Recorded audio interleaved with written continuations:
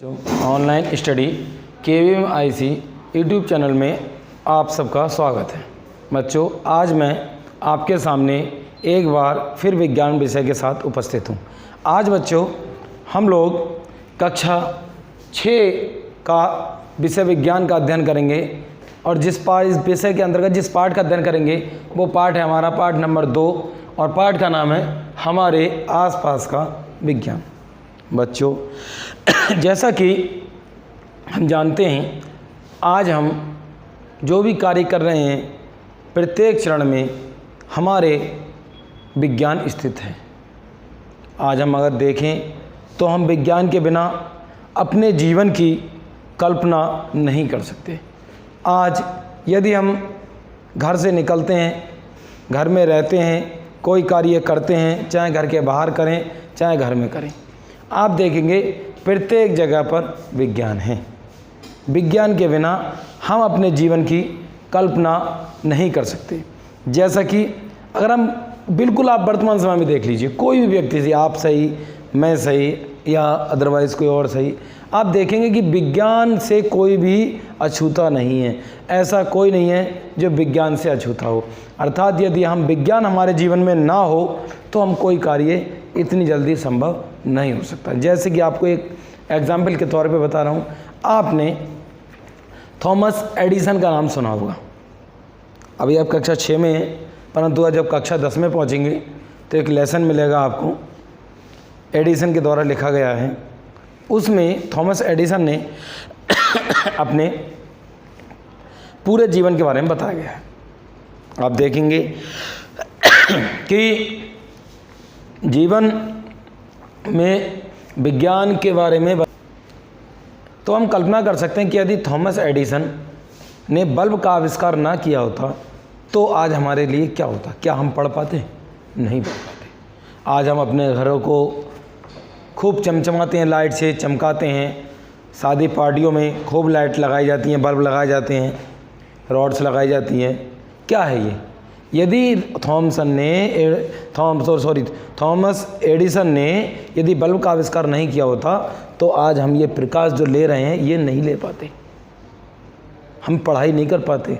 जो हम इतना उजाला दिन को, रात को भी दिन के समान कर देते हैं, ऐसा नहीं कर पाते। दूसरा, यार एक वैज्ञानिक थे हियरिंग एड, यदि ये कान की जो सुनने की मशीन होती है यदि नहीं बनाते तो क्या बहरे सुन पाते? आज हम देख रहे हैं कुछ लोग ऐसे हैं जो बहरे होते हैं मगर वो भी सुन लेते हैं मशीन के द्वारा। ये क्या है? ये विज्ञान की देन तो है। यदि हम प्रत्येक पहलू पर देखें तो विज्ञान हमारे प्रत्येक स्थान पर है। विज्ञान के बिना हम कोई भी कार्य नहीं कर सकते। आज देखा, यदि आज ऐसे मान लीजिए आज हम जो सांस ले रहे हैं वो भी विज्ञान का ही योग है। जैसे कि आपको एक और एग्जाम्पल के तौर पे बता रहा हूँ, आपने देखा है कि पेड़ पौधे जो होते हैं, सूर्य का प्रकाश है, सूर्य के प्रकाश में वायुमंडल जो कार्बन डाइऑक्साइड उपस्थित होती है और जो पत्तियों पर जो हमारी क्लोरोफिल होती है वो आपस में सूर्य के प्रकाश में और जड़ों में जो स्थित जल होता है, ये तीनों आपस में मिलकर प्रकाश की उपस्थिति में प्रकाश संश्लेषण की क्रिया करते हैं। और उसके बाद जब प्रकाश हरे भरे होते हैं और उसके बाद प्रकाश ऑक्सीजन उत्सर्जित करते हैं, वो ऑक्सीजन हमारे लिए जीवनदायिनी है। अर्थात उस ऑक्सीजन की वजह से हमारा जीवन चल रहा है। जैसे कि आज आप देख रहे हैं कि कोरोना काल चल रहा है। कोरोना काल की वजह से आज हम और आप ऑनलाइन रूबरू हो रहे हैं, वरना आप भी क्लास में उपस्थित होते और जो है क्लास में रूबरू होते। परंतु कोरोना काल ऐसा काल हो गया है, ये ऐसी महामारी हो गई है कि मजबूर होकर हमें आपको ऑनलाइन में पढ़ना पड़ रहा है। कोई बात नहीं है, अब अगर आप मन से पढ़ेंगे तो आप ऑनलाइन भी अच्छी तरह से तैयारी कर सकते हैं। तो बच्चों, मैं आपको बता रहा था जो पौधे हैं वो प्रकाश संश्लेषण क्रिया द्वारा उन्नति करते हैं, बढ़ते हैं और फिर हमें ऑक्सीजन देते हैं। जैसे आज देख रहे हैं आप, कोरोना काल में हमें ऑक्सीजन की बहुत आवश्यकता है। ऑक्सीजन की कितनी महामारी है, लोगों का ऑक्सीजन लेवल बहुत जल्दी गिर रहा है। इसलिए हमें पेड़ पौधे, सरकार ने भी पीछे कहा था कि पेड़ पौधे लगाइए, पेड़ पौधे लगाइए। क्यों कहा था? इसलिए तो कहा था कि अधिक से अधिक ऑक्सीजन उत्सर्जित होगी, वो हमारे लाभदायक और हमारा जीवन शुद्ध रहेगा, स्वच्छ रहेगा और हमें ऑक्सीजन मिलती रहेगी और हमारा जीवन आगे बढ़ता रहेगा। तो यदि हम देखें तो विज्ञान, प्रत्येक क्षेत्र में विज्ञान है। विज्ञान के बिना हम कहीं भी अछूते नहीं हैं। और उसके अलावा और आप देखेंगे, क्या यदि विज्ञान नहीं होता, आज हम देखते हैं कि हम बहुत अधिक दूरी को बहुत कम समय में तय करते हैं और आ जाते हैं घर पे। लंबी दूरी तय करनी, सुबह गए शाम को घर वापस आ गए। क्या है विज्ञान ही तो, विज्ञान नहीं होती क्या लंबी दूरी को हम तय कर लेते। आज हम देखते हैं कृषि के क्षेत्र में भी अगर आप जानेंगे तो आप देखें गए और बहुत बड़े क्षेत्र वाले एरिया को भी हम बहुत कम समय में पानी द्वारा सिंचाई करके चले आते हैं, अच्छी उपज ले रहे हैं, अच्छे बीज प्राप्त हो रहे हैं। क्या है, ये सारी की सारी विज्ञान ही तो है। अगर हम देखें तो विज्ञान के बिना ये सब संभव नहीं था। तो इसी क्रम में हम देखेंगे, जो इस लेसन में देखेंगे, जो अभी मैंने आपको दैनिक जीवन में विज्ञान का क्या महत्व है इसके बारे में मैंने आपको बताया। उसके बाद क्या है हमारा, यातायात के क्षेत्र में विज्ञान, चिकित्सा के क्षेत्र में विज्ञान, रक्षा के क्षेत्र में विज्ञान, कृषि के क्षेत्र में विज्ञान, संचार के क्षेत्र में विज्ञान और हमारा अंतरिक्ष के क्षेत्र में विज्ञान तथा विज्ञान के दुरुपयोग से क्या क्या जो समस्याएं वो उत्पन्न हो रही हैं, इन सारी चीज़ों के बारे में अध्ययन करेंगे। तो अभी मैंने विज्ञान का महत्व अपने जीवन में बताया। अब उसका हम चलते हैं यातायात के क्षेत्र में। आप देखते हैं बच्चों, आप जब कभी अपने घर में बैठेंगे और अपने बुजुर्ग जो दादा दादी हैं उनसे जब इस क्रम में जानकारी लेंगे तो आप देखेंगे कि बहुत पुराने समय में ना बस थे, ना ट्रक थे, ना मोटरसाइकिल थी, ना ट्रेन थी, ना यहाँ तक कि साइकिल भी नहीं थी। लोग पैदल यात्रा करते थे, ऊंट गाड़ी से, बैलगाड़ी से यात्रा करते थे और समूह बनाकर चलते थे और दूरियां तय करने में कई कई महीने, कई कई दिन, कई की और लंबी दूरियां तय करते तो कई की वर्ष लग जाते थे और समूह बनाकर चलते थे। क्यों भैया? क्योंकि उस समय जब वो पैदल चलते थे तो डाकुओं का डर रहता था, डकैतों का डर रहता था, जिस वजह से समूह बनाकर चलते थे। पर आज क्या है, आज ऐसा नहीं है। आज हम देख रहे हैं कि आज हमारे पास यातायात के लिए मोटरसाइकिल है, बस है, मेट्रो ट्रेन है, बुलेट ट्रेन है, एरोप्लेन है, हमारा बाइक है, साइकिल है, कई सारी चीज़ें ऐसी हैं जो आप देख रहे हैं। आज हमें यातायात के इतने साधन किसने दिए? विज्ञान ने तो दिए। यदि विज्ञान ना होता क्या हमें इतने साधन मिल पाते? क्या हम जो लंबी दूरी है उसे हम बहुत कम समय में तय कर लेते हैं? क्या कर पाते? नहीं कर पाते। तो यातायात के क्षेत्र में भी विज्ञान ने हमें बहुत आगे बढ़ा दिया है। उसके बाद हम चलते हैं चिकित्सा के क्षेत्र में। हम देखेंगे कि चिकित्सा के क्षेत्र में विज्ञान की हमारी क्या देन है।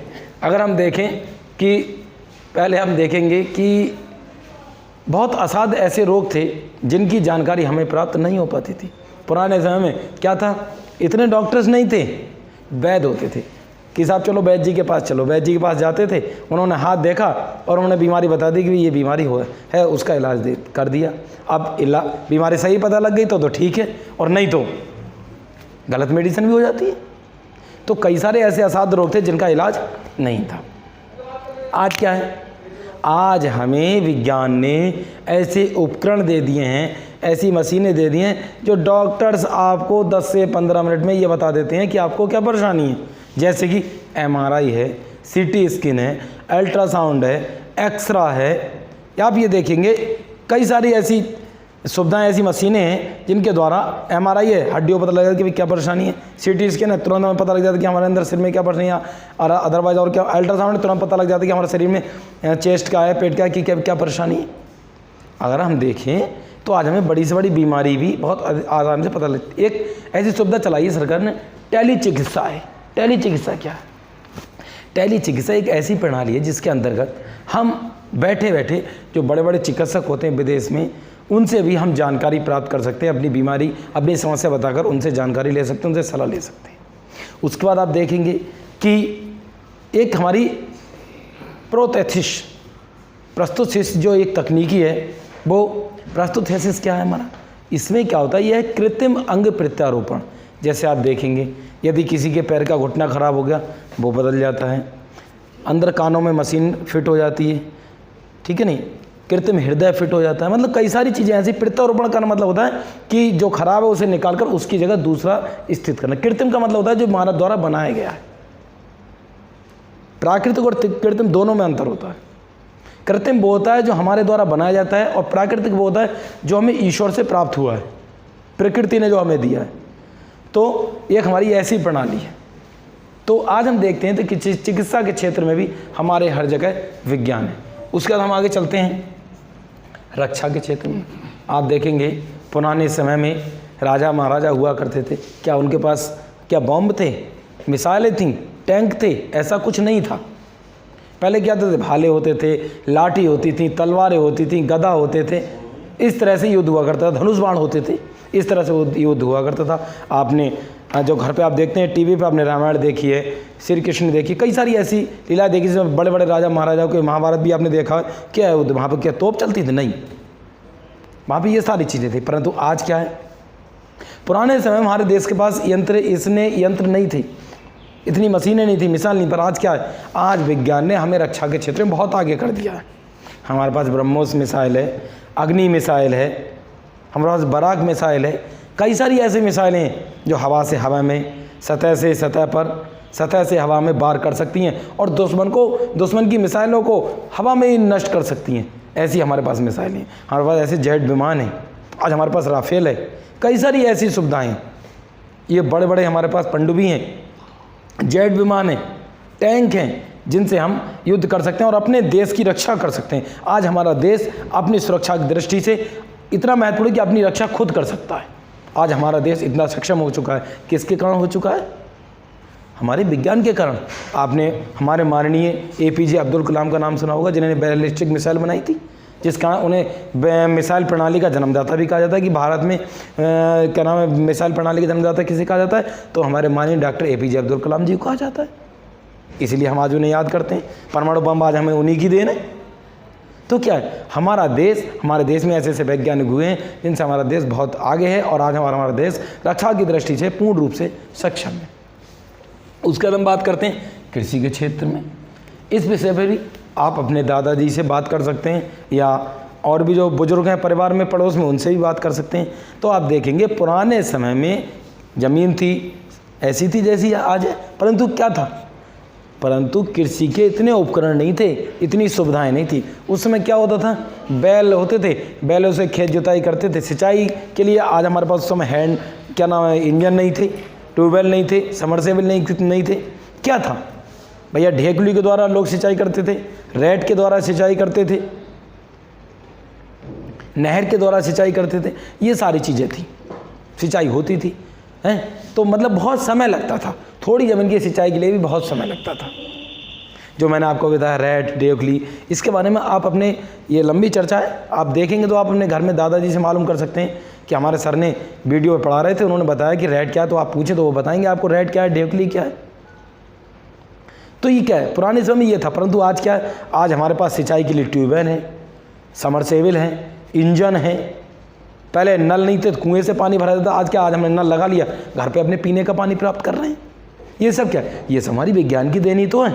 आज हमारे पास उन्नतशील बीज हैं जिनसे हम अधिक उत्पादन कर रहे हैं, कीटनाशक दवाइयाँ जिनसे रोगों से रक्षा होती है फसल की, कई सारे रासायनिक उर्वरक भी मिल रहे हैं जिनसे हम अधिक उत्पादन कर रहे हैं और अपनी आय बढ़ा रहे हैं और प्रगति से, यानी उन्नति, यानी डेवलपमेंट, अपना विकास कर रहे हैं। ये सब क्या है, ये सब विज्ञान की देन ही तो है। अगर विज्ञान ना होता क्या हम इतना डेवलपमेंट कर पाते? नहीं कर पाते। चलिए आगे देखते हैं क्या हमारा संचार के क्षेत्र में। संचार के नाम से आप जान ही गए होंगे। पहले क्या होता था, पहले जब एक स्थान से दूसरे स्थान तक कोई मैसेज, कोई समाचार भिजवाना होता था तो सबसे पुरातन में तो आप देखेंगे तो कबूतर को भी संचार का माध्यम कहा जाता था। क्या होता था, कोई एक ऐसा किसी पत्र पर लिखा, उस पर क्या नाम है, पुराने समय भोजपत्र होते थे, कुछ नहीं उस पर कुछ लिखा, कबूतर को दे दिया, कबूतर ने अपनी चोंच में फांसा और उसे इतना सिखा दिया जाता कि जिस स्थान पर भेजा जाता था वो उस स्थान पर चला जाता था और वहाँ पर मैसेज देकर वहाँ का मैसेज लेके आ जाता था। उसमें थोड़ा सुधार हुआ। फिर क्या हुआ, फिर व्यक्ति एक स्थान से दूसरे स्थान तक जाने लगे। आप राजा महाराजा में राजा महाराजा थे, आप देखते थे कि उनके जो राजदूत होते, जिन्हें राजदूत बोलते हैं, वो जाते थे, वो अपना दूत के रूप में जाते थे और ये यहाँ का मैसेज दूसरे के यहाँ जाते थे और दूसरे का मैसेज वहाँ पर लेकर वापस आते थे। उसमें और सुधार हुआ। फिर क्या हुआ, आज हमारे पास देख रहे हैं हम, हमारे पास टेलीविज़न है, कंप्यूटर है, स्मार्टफोन है। आप देख रहे हैं कंप्यूटर पर ईमेल के द्वारा हम अपनी बात बहुत ही कम समय मतलब कुछ ही क्षणों में, कुछ ही सेकंडों में, कुछ ही मिनटों में हम अपनी बात दूसरे तक पहुंचा देते हैं और दूसरे की बात अपने आप तक मंगा लेते हैं। ये क्या है, ये विज्ञान का ही तो माध्यम है। बैठे बैठे हम गए थे, हमने फ़ोन किया, बाहर बैठे बैठे बात कर ली। आज हम देखते हैं व्यक्ति दूर बैठा है, विदेश में बैठा है, परंतु हम उससे वीडियो कॉल के जरिए आमने सामने बैठकर बात कर लेते हैं। हमें ये पता लगता है जैसे व्यक्ति से हम आमने सामने बिल्कुल सामने बैठकर बात कर रहे हैं। ये क्या है? ये विज्ञान की देन है कि वीडियो कॉल पे बैठे हुए बात कर रहे हैं। तो हम देखेंगे कि संचार के क्षेत्र में भी विज्ञान ने बहुत प्रगति की है। आज हम देखते हैं कि अमेरिका में कोई घटना घट गई, हमें क्या पता घट गई, पर आज विज्ञान की वजह हमने टीवी ऑन किया, पता लगा कि हमारे पास टीवी पे सच सूचना आ गई कि भाई अमेरिका में ये घटना घट गई। आप देखते हैं गूगल पे तुरंत मैसेज आता है कि उस देश में या हमारे देश में या अदरवाइज और भी कहीं पूरे संसार में कि कहाँ पर क्या घटना घट गई, कुछ ही घंटों में हमारे पास मैसेज आता है, कुछ घंटों में पता चल जाता है। ये सब क्या है? ये सब विज्ञान की देन तो है। तो विज्ञान से हम कितना आगे बढ़ चुके हैं। चलिए आगे देखते हैं। अब बात आती है अंतरिक्ष के क्षेत्र में। पहले क्या होता था, टाइम देखने के लिए घड़ी नहीं थी, सूर्य के चक्र से पहचानते थे कि क्या टाइम हो गया, छाया देखकर सूर्य की पहचानते थे कि क्या टाइम हो गया।